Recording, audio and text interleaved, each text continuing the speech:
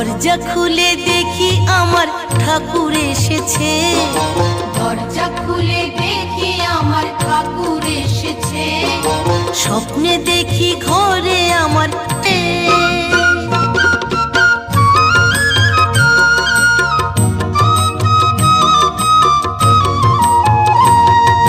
ঠাকুর বলল কর্মময় ভক্ত হতে হবে।